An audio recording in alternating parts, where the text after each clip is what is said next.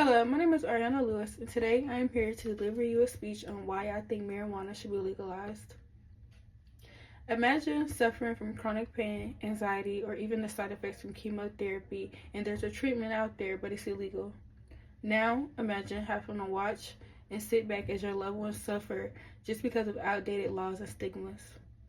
Marijuana should be legalized on a federal level because of its proven medical benefits, its substantial economic opportunities, and it corrects social injustice caused by decades of criminalization. Today, I am not here just to persuade you that marijuana should be legalized on a federal level. I am here to state facts.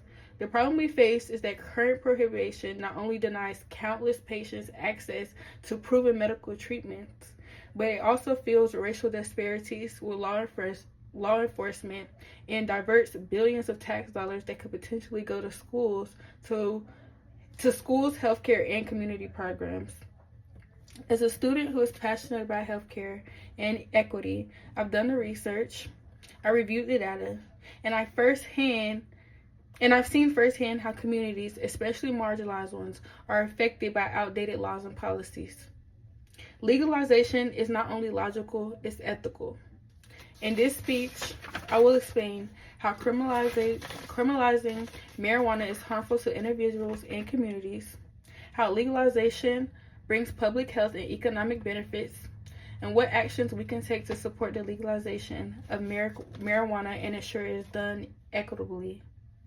To understand why this issue is a matter, we have to look at consequences of keeping marijuana illegal.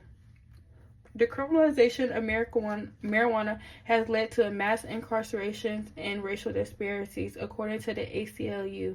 Black people are nearly 4 times more likely to be criminalized and charged with drug charges than white people, even though their possession rates are similar.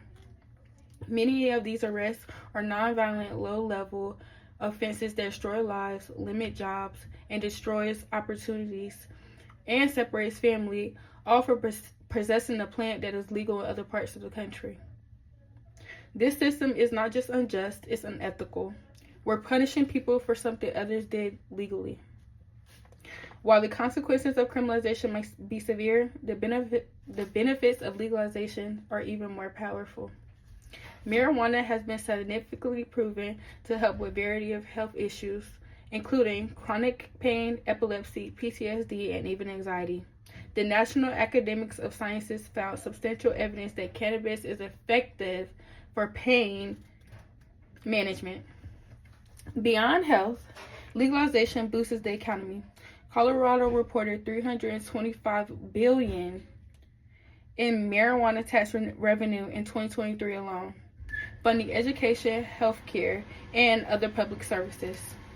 Legalization also reduces the burden on the justice system by decreasing the number of low-level, non-violent crimes and arrests and freeing up resources for more crimes that are more serious.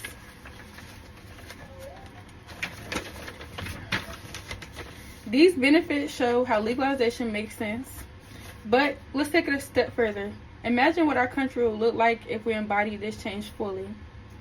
Picture a world where veterans could smoke marijuana without being judged, where cancer patients have legal access to relief, and where tax money funds schools instead of prisons. Legalization nationwide will create jobs, improve healthcare access, and correct damages of decades from war on drugs. But we must ensure equity. Legalization must include impungement of past marijuana convictions and opportunities for those in communities who are affected the most, especially Black communities. So, how can we do this? How can we make this vision a reality? Marijuana legalization is no longer a question of if, it's a question of when and how. And we must ensure it's done with compassion, justice, and equity, and logic.